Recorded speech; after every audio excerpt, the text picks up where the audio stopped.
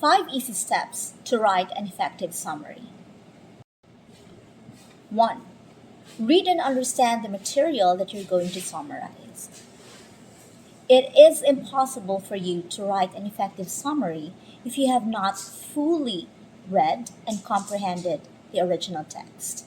It may take you several attempts to read the original article before you can fully comprehend the material, but it is necessary for you to really read and reread as often as it takes in order for you to understand the material and be ready to write a compelling summary. Number 2, determine the main idea. Now, what is the main idea? Let's recall what it is. The main idea is the central point or the most important point contained in a paragraph, in an entire article, or in any text for that matter. It is usually contained within a topic sentence. Now, what is a topic sentence? Obviously, it is a sentence which contains the main idea. Let's take a look at this sample article and determine where the main idea or the topic sentence is. Here is a sample article entitled, "What Role Will Education Play in the Fourth Industrial Revolution?" This was written by Abu Mazid. Let's read the article to get started. The Fourth Industrial Revolution, or 4IR, characterized by the fusion of digital, biological, and physical technologies, is reshaping various sectors with education at the forefront. This transformation necessitates a re-evaluation of traditional educational paradigms to prepare learners for a rapidly evolving technological landscape. Higher education institutions are pivotal in this transition, serving as incubators for innovation and scale development. The World Economic Forum emphasizes the integration of massive open online courses, or MOOCs, with conventional teaching methods to enhance accessibility and scalability of quality education. This hybrid approach addresses the diminishing relevance of location-based learning, as digital platforms enable students to acquire knowledge and skills irrespective of geographical constraints. Personalized learning, facilitated by data analytics and artificial training, or AI, is becoming increasingly significant.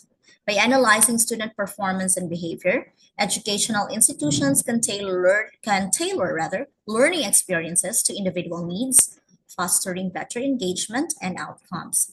This shift from a one-size-fits-all model to a more customized approach aligns with the demands of the modern workforce, which values adaptability and continuous learning.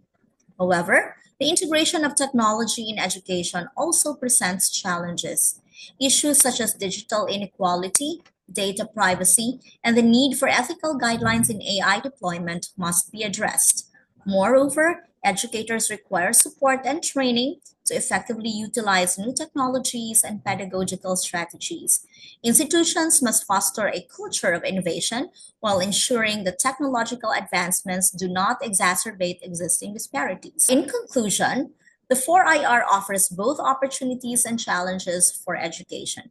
By embracing technological advancements and reimagining educational models, institutions can equip learners with the skills necessary to thrive in a dynamic, interconnected world. Collaborative efforts among educators, policymakers, and technologists are essential to navigate this transformation effectively. 3. Identify the main points in the material. Now, for this phase, you're going to need a piece of paper or you need to open a Word file on your computer. Make 2 columns on your paper or document. One column is for the important points as cited in the original text, and the second column is for the rewritten important points. Now, for this stage in your writing, you need to focus only on the first column. Now, go back to the original material and take a look at each sentence and determine which ones are the important points. Now, you might ask, so how do we know or how can we tell which are the important points in the article or in the reading material? So go back to the original text and look at each sentence. And then once you determine where the main ideas, or rather where the main points are, write them down verbatim on the first column. Copy them the way they are written. At this point, we are now going to identify the topic sentences based on the sample article that we have read earlier. Now, for paragraph 1, where do you think is the topic sentence here? This is the introduction to the article that talks about the fourth industrial revolution itself. So we have identified the first sentence as our topic sentence. To make things easy for us, we're going to just highlight that for now. Let's now move forward to paragraph number 2. Okay, this talks about what higher education institutions could actually do to bring forth or push forward the fourth industrial revolution, specifically in the field of education. In this case, we will highlight again the topic sentence, which is the first sentence of the paragraph. Now, usually topic sentences are found at the start or the end of every paragraph. Okay, next, paragraph 3 talks about the kind of changes that come with fourth industrial revolution, particularly in the field of education. So we're talking here about personalized learning and the presence of AI, which is very much present in the first sentence again. Okay, let's now proceed to our fourth paragraph. Here we are now informed that there are challenges to the fourth industrial revolution. Education institutions will have to make accommodations for these, and this will not always prove to be easy. So our topic sentence here is still the first sentence. So we are once again highlighting that.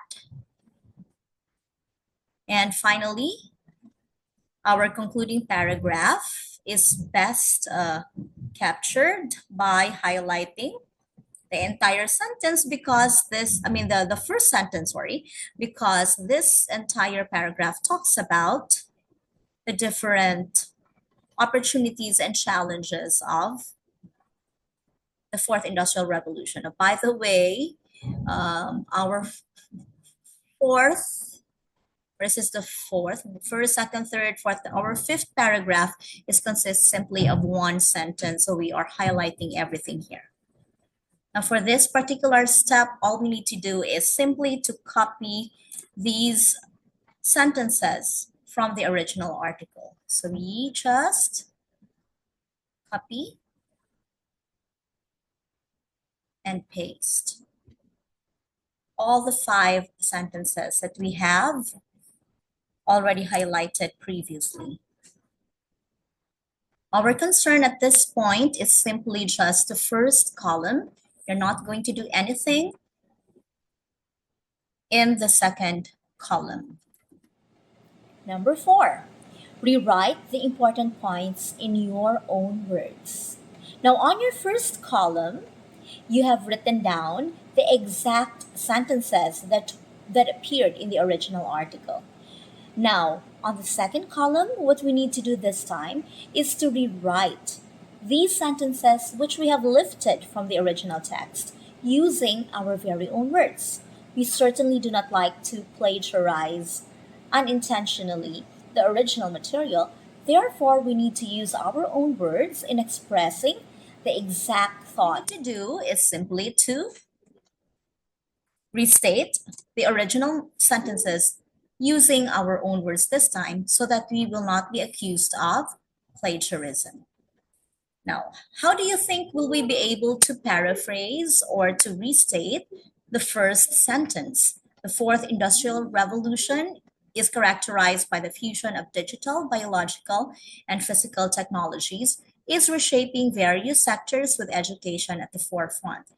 Now, it is important to know how by which we can paraphrase or restate an original text is by using synonyms or similar or words with similar meaning, and also by varying the sentence structure. We can change a sentence in the active voice into a sentence in the passive voice.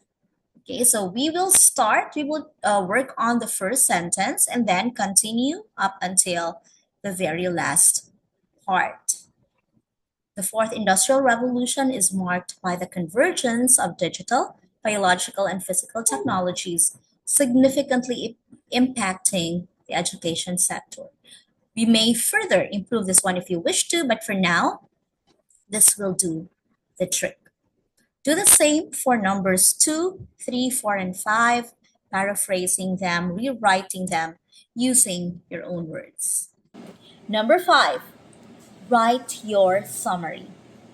Now, using those rewritten main points that you have written down on your paper, you're going to compose a summary in paragraph form. You're going to connect all your important points and turn them into sentences containing an introductory sentence and a concluding sentence. Now, let's talk about your introductory sentence. Your introductory sentence often contains the main idea. It can be a rewritten form of your topic sentence from the original material. Your introductory sentence also should attribute the sources of your material properly. Now, we will be taking a look at a sample summary in a while. Please do not also forget that within the body of your summary, you're going to talk about the important points which you have listed in step 3 and rewritten in step 4. And finally, your summary should contain a concluding sentence which will recapitulate or wrap up what the entire summary is about. Now let's take a look at the example of a summary that we have written based on the original material that was presented earlier. Now for this step, we are now going to write our summary of the original article. All we need to do is to go back to the second column where we can find the highlighted, the rewritten sentences that we have revised or paraphrased from the important points we have copied verbatim from the original article. We simply need to copy that and paste it into a blank page like this. And because we want our summary to be in paragraph form, as is expected or required in summary writing, then we will have to just close in the gaps and remove the numbers of the sentences to come up with a paragraph. So we do this for all the other sentences. Then of course we'll look at the alignment.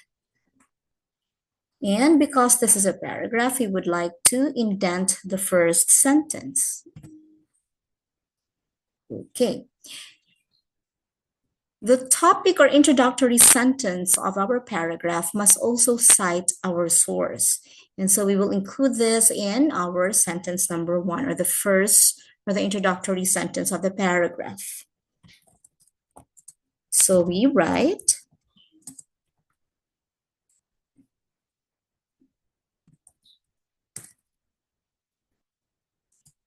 in the article, the role of education in the fourth industrial revolution. The writer, Abu Mazid. And you write the date if there is a date available. Otherwise, you just leave the date part blank. The Abu Mazid notes that, and so on. Now let's read our summary and see if it makes sense or if it still needs a little revising, especially in the technical or aspect or in relation to spelling and grammar and the structure of these sentences as well. Okay, let's read.